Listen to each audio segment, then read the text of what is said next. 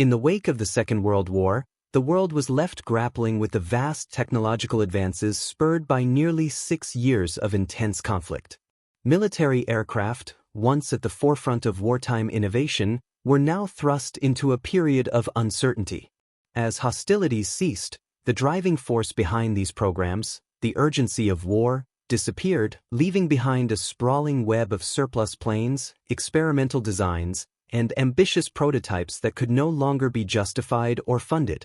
The question that emerged was not one of continued progress, but of survival. What would become of the cutting-edge aircraft programs that had been pushed to the limit in the race for air superiority?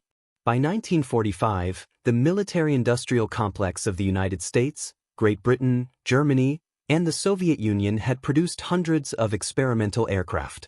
Some were intended as potential game-changers, others as proofs of concept, and some were simply ambitious attempts to explore the boundaries of aviation. Among these were the first jet-powered bombers, rockets, and unusual hybrid designs. Yet, as the war ended, so did the financial pipeline that had funded these programs. Governments turned their attention to rebuilding economies, repurposing industries, and reducing wartime expenditures. The rapid shifts from wartime production to peacetime needs left many projects stranded halfway between theory and reality. In the United States, the end of the war brought a sudden halt to funding for experimental aircraft programs. By 1946, the country was shifting its focus to domestic recovery and establishing a stable post-war economy. The vast wartime bureaucracy that had overseen the production of aircraft such as the Boeing B-17 Flying Fortress or the Lockheed P-38 Lightning was disbanded. More importantly, the intense military funding that had driven the development of various experimental aircraft was reduced dramatically. The result was a wave of cancellations. Programs for next-generation bombers, such as the Convair B-36, faced funding cuts, while experimental jet fighters like the Bell XP-83 and Northrop YB-49 were left in various stages of development without the resources to reach full production. The financial constraints were not unique to the United States. In Britain, the end of hostilities meant an immediate need to shift from military expenditure to reconstruction. The Royal Air Force, having developed pioneering jet aircraft such as the Gloucester Meteor and de Havilland Comet, found itself with a backlog of experimental designs. Many projects, like the Bristol 175 or the Armstrong Whitworth EW-52, were either cancelled or left incomplete as resources dwindled. The glimmer of post-war aviation glory faded as funds were redirected toward more pressing needs. The Soviet Union faced similar challenges. The rapid expansion of the Soviet Air Force during the war was matched by an ambition to lead in aviation innovation. Yet, as the war came to a close, many of the groundbreaking experimental designs, such as the Sukhoi Su-15 and Mikoyan-Gurevich I-220, were abandoned or relegated to storage. Though the Soviet government prioritized military readiness, there was no longer the same impetus for experimenting with new technologies without the clear and present threat of Nazi Germany. The aircraft were surplus, and their maintenance became an unnecessary drain on resources. The economic pressures faced by all the major powers after the war were enormous. In the immediate aftermath, it was not just the aircraft that were in surplus, but also the material resources that had been funneled into production. Steel, aluminum, and other metals used in aviation were now in overabundance, and the challenge became how to deal with such vast quantities of surplus material. In the case of the United States, this often meant the dismantling of entire aircraft that had been produced for specific wartime purposes but were no longer deemed useful. The concept of scrapping these aircraft, rather than maintaining them, was a deeply practical decision, one driven by the need to conserve resources and reduce operational costs. Even the more successful designs, those that had been built in numbers large enough to justify continued production, faced challenges in the post-war period. The B-29 Superfortress, for instance, had been a symbol of American air power during the war, but its post-war fate was uncertain. It was too costly to maintain as a strategic bomber when the Cold War was just beginning, and by 1949, the aircraft was being phased out in favor of newer models like the B-50. The sheer scale of wartime production had created such a glut of aircraft that it outpaced the demand for them in a peacetime military structure. At the same time, the military was grappling with a broader strategic shift. The technological breakthroughs of the war, including the development of jet engines, were now seen not as weapons of the past but as the foundations for future military dominance. However, many of the experimental aircraft that had been developed during the war were simply too advanced, too costly, or too impractical to integrate into the new post-war military strategies. The aircraft that had once been the pride of air forces around the world now became symbols of excess. The dismantling process itself was not always straightforward. In the United States, many of the experimental aircraft were simply left to languish in storage, while others were sold off to other nations. Some of these planes were repurposed for civilian uses, such as cargo transport or passenger aircraft, but many were reduced to scrap metal. The disbandment of aircraft production facilities in the post-war period led to the cessation of many programs before they had a chance to reach maturity. What was once the cutting edge of aviation design was now reduced to unwanted debris, often stored in vast open-air boneyards like those at Davis-Monthan Air Force Base in Arizona, where thousands of aircraft were parked and left to decay under the unforgiving sun. In Britain, the story was much the same. The Ministry of Aircraft Production, which had been responsible for overseeing wartime aviation development, was disbanded, and with it, many of the ambitious post-war projects were shelved. The British government, heavily burdened by war debt and reconstruction needs, had no choice but to scale back its investment in military aviation. Even promising designs, such as the Hawker Siddeley P-1127, which would later evolve into the Harrier jet, were initially left to languish in prototype form before eventually receiving the funding needed to move forward.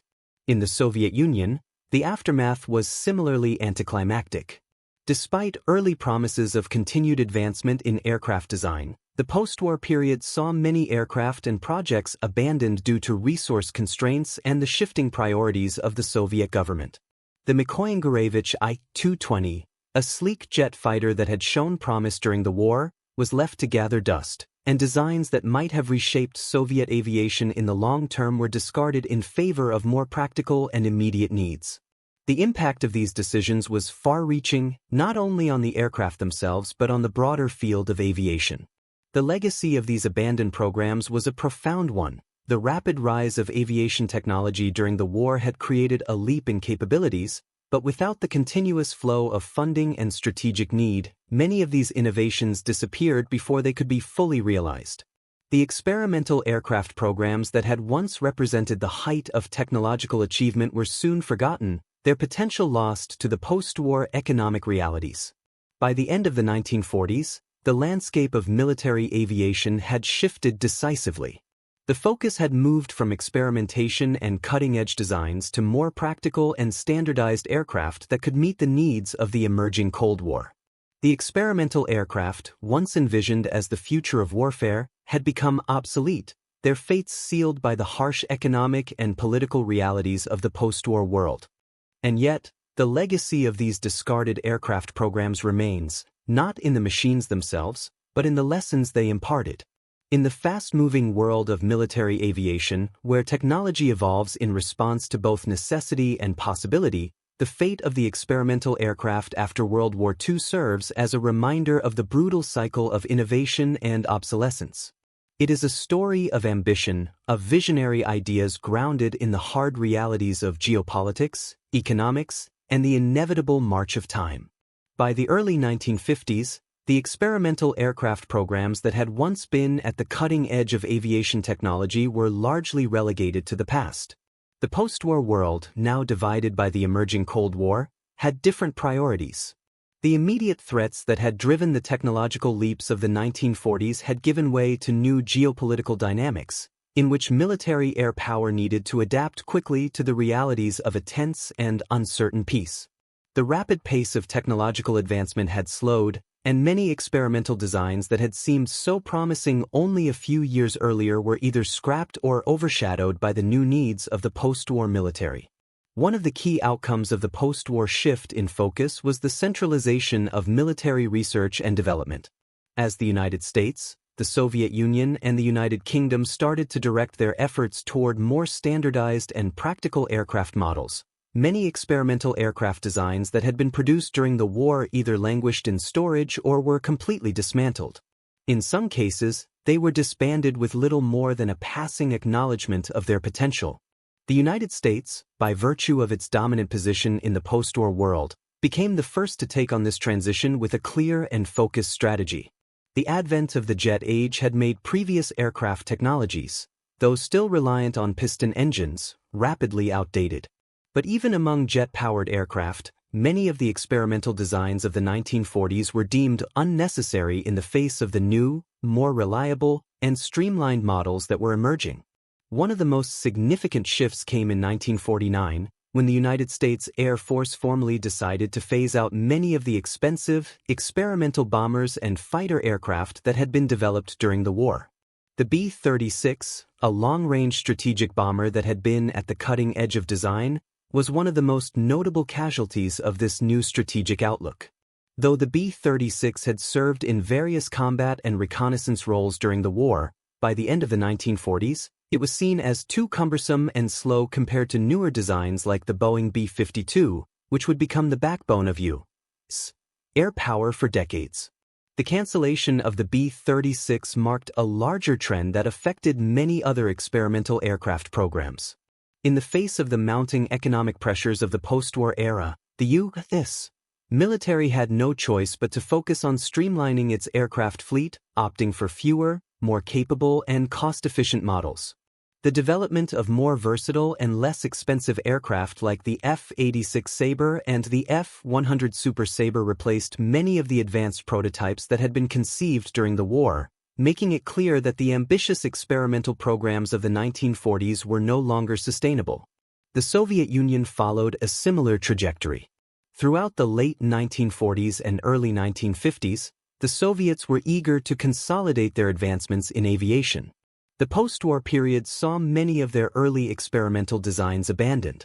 Aircraft like the MiG-15 and the Su-15, which had begun as experimental designs, were brought into full-scale production in response to the Cold War demands for operational jet fighters.